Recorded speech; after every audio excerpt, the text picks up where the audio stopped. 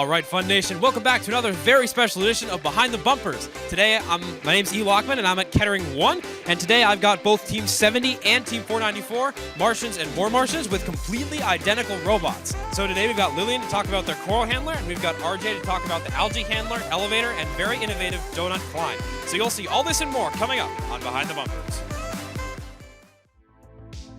All right, Lillian, talk to us about this innovative coral handler you guys have, this passive coral handler. Yeah, of course. So this is our coral handler.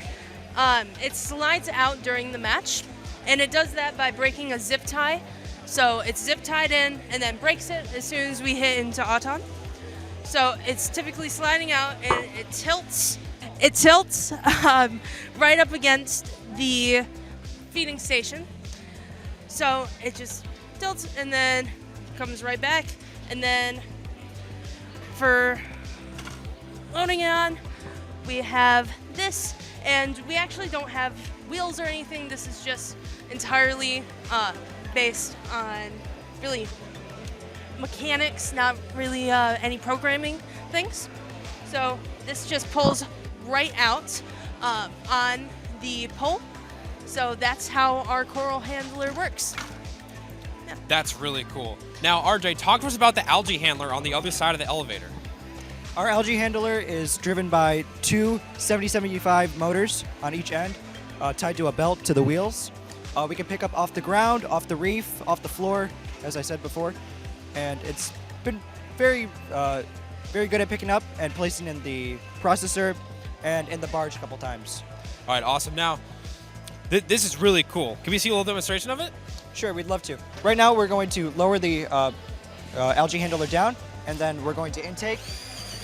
And you can see it has a very good grip on the ball. It's not coming out. We have guards to keep it in place, and these arms on the thing are spring-loaded to lock the ball in place.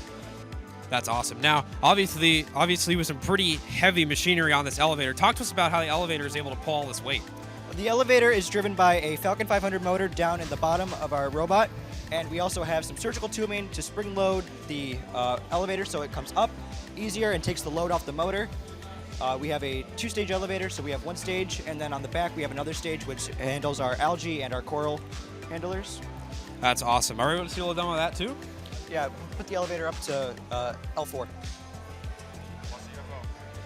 Actually, just push it out a little. Figure it out a bit.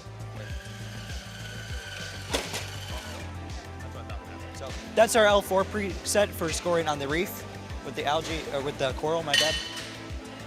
It's been very consistent. I don't think we've missed one on L4. And then we have L3 as well. We have one for L2. And we do not have a current way to score on level 1, but we will be prototyping and working on that. Awesome. Now, what I think is probably the coolest feature of this robot is the donut climber on the front of the robot. So talk to us about this. This thing is really awesome. So this is probably my favorite part of the robot. It's very unique. I haven't seen any other climbers like it. We have 4 latches, 2 on the top and 2 on the bottom, to lock the cage into place. And then we have a winch system to drag the cage handler down so we lift up off the ground. That's really cool. Now, I see we have a cage here. Can we see a little demo? Sure, I'd love to. Awesome. So, I got it. So during the end game process, we will steady the cage on our bumpers and then drive in and lock in place. And then when we have the go to go up, we'll lower it down. Now, what exactly went to the design process of this climber? So we went through a couple different designs, and then we finally landed on this one. It was very consistent. It held the cage very good, and we've had little to no issues with it this event. That's awesome. And in general, what made you decide on this type of robot with the double-sided elevator? Nothing really. We didn't want to have 2 mechanisms on the same side to confuse our drivers and operators. It made it easy so that one side was dedicated for one process and the other one was for the other one. Awesome.